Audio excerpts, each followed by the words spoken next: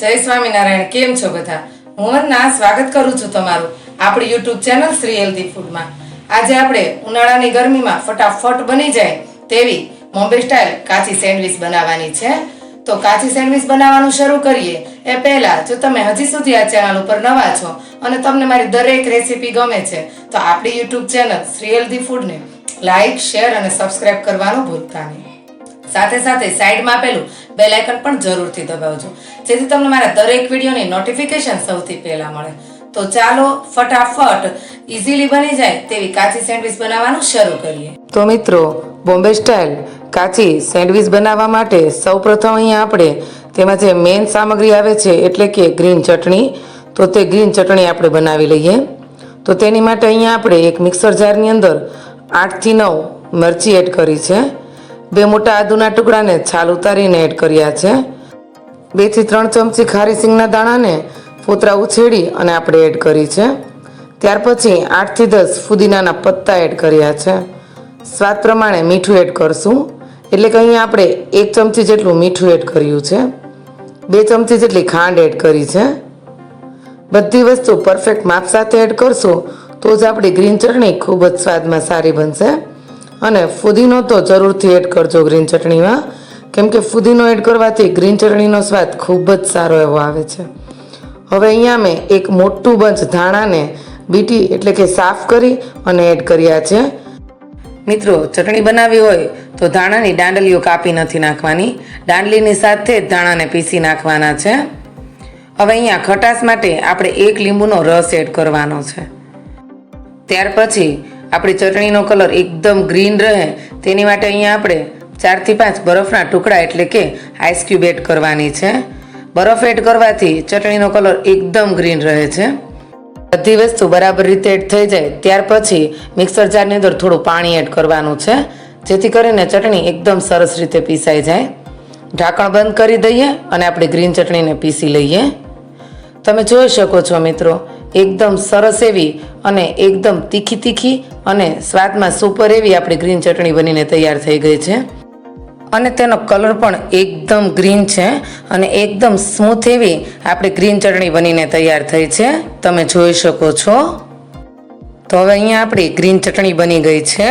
ચાલો કાચી સેન્ડવિચ બનાવવા માટેની આગળની સામગ્રીઓ પણ તૈયાર કરી લઈએ.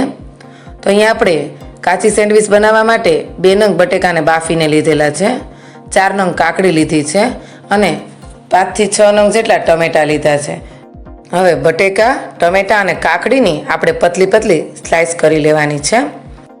અને મિત્રો, જ્યારે આપણે આવી રીતે કાચી સેન્ડવિચ બનાવતા હોઈએ ત્યારે બટેકાને આપણે 2 થી 3 કલાક પહેલાં બાફી લેવાના, જેથી કરીને તે એકદમ ઠંડા થઈ જાય અને આવી રીતે તેની એકદમ પતલી ચિપ્સ બનાવી શકાય.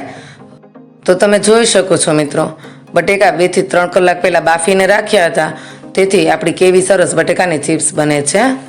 હવે આવી જ રીતે આપણે ટમેટા અને કાકડીની પણ ચિપ્સ કરી લેવાની છે.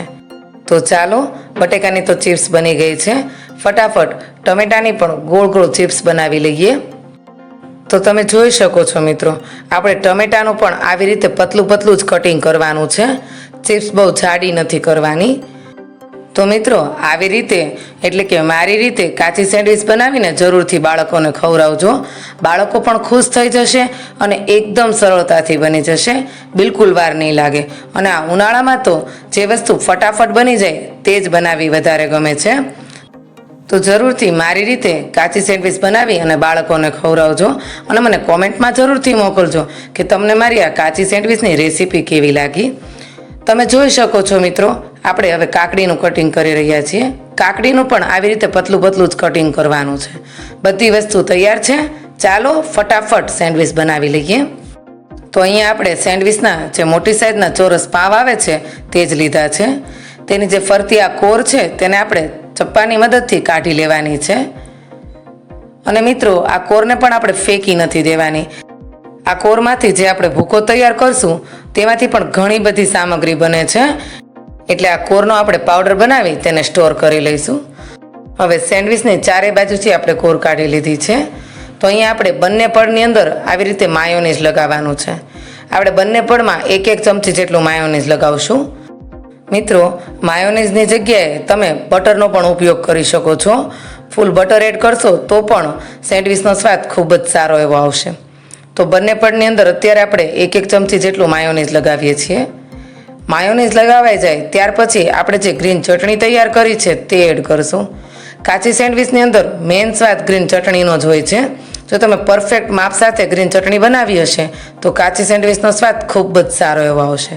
તો 1 ચમચી જેટલી આ ગ્રીન ચટણી એડ કરવાની છે. પછી તમે જે પ્રમાણે તીખું ખાતા હો તે પ્રમાણે ગ્રીન ચટણીનો ઉપયોગ કરી શકો છો. તો મિત્રો, આ સેન્ડવિચ એકદમ સરળતાથી બની જાય છે અને બિલકુલ આમાં ગેસનો ઉપયોગ નથી થતો. તો ઉનાળામાં તો આ સેન્ડવિચ બનાવીને જરૂરથી ખાવી જોઈએ. હવે બંને પડની ઉપર આવી રીતે આપણે સોસ લગાવી દેવાનો છે. સોસ એડ કર્યા પછી આપણે એક પડ ઉપર બટેકાની જે આપણે ચિપ્સ બનાવી હતી તે એડ કરશું. બધી વસ્તુ આપણે અત્યારે એક પડની ઉપર જ એડ કરવાની છે. તો આવી રીતે એક પછી એક આપણે 4 ચિપ્સ એડ કરશું બટેકાની. બટેકાની ચિપ્સની ઉપર આપણે અહીંયા ચાટ મસાલો એડ કરવાનો છે. થોડો થોડો ચાટ મસાલો છાંટી દઈશું. મિત્રો, આ ચાટ મસાલો પણ આપણે ઘરે જ બનાવ્યો છે. તો થોડી વધુ માત્રામાં ચાટ મસાલો એડ કરવાનો છે, કેમ કે આપણે જે શાકભાજી લીધા છે તેમાં કોઈ પણ વસ્તુમાં મીઠાનું પ્રમાણ નથી. ચાટ મસાલો એડ થઈ જાય ત્યાર પછી અહીંયા આપણે જે કાકડીનું કટિંગ કરેલું છે તે કાકડીની ચિપ્સ એડ કરશું. તો આવી રીતે લાંબી લાંબી આપણે કાકડીની ચિપ્સ તૈયાર કરી છે તો તે એડ કરીએ. ત્યાર પછી અહીંયા આપણે જે ટમેટાનું કટિંગ કરેલું છે તો તે ટમેટાના ચક્કર એડ કરવાના છે. અને ટમેટા ઉપર ફરીથી આપણે થોડો ચાટ મસાલો એડ કરવાનો છે, એટલે કે ચાટ મસાલો છાંટશું. ત્યાર પછી અહીંયા આપણે ઉપર ચીઝ એડ કરવાનું છે. તો આવી રીતે ખમણીને ચીઝ એડ કરશું. મિત્રો, ચીઝ એકદમ ઓપ્શનલ છે, તમે આ સામગ્રીને સ્કીપ પણ કરી શકો છો. પણ અત્યારે બાળકોને ચીઝ ખૂબ જ વધારે માત્રામાં ભાવતું હોય છે. તો મિત્રો, આપણે ચીઝ પણ અહીંયા ઘરે જ બનાવેલું છે. તેની રેસીપી પણ હું તમને ડિસ્ક્રિપ્શન બોક્સમાં આપી દઈશ. હવે જે બીજું પડ હતું તેને આવી રીતે આપણે ઉપર મૂકી દેવાનું છે. ત્યાર પછી આપણે સેન્ડવિચનું આવી રીતે કટિંગ કરી લઈશું. તો છે ને મિત્રો, એકદમ ઇઝી, ફટાફટ બની જાય અને એકદમ ટેસ્ટી રેસીપી. તો આ વેકેશનમાં બાળકોને આ રેસીપી બનાવીને જરૂરથી ખવડાવજો. હું અહીંયા સેન્ડવિચના 9 પીસ કરું છું.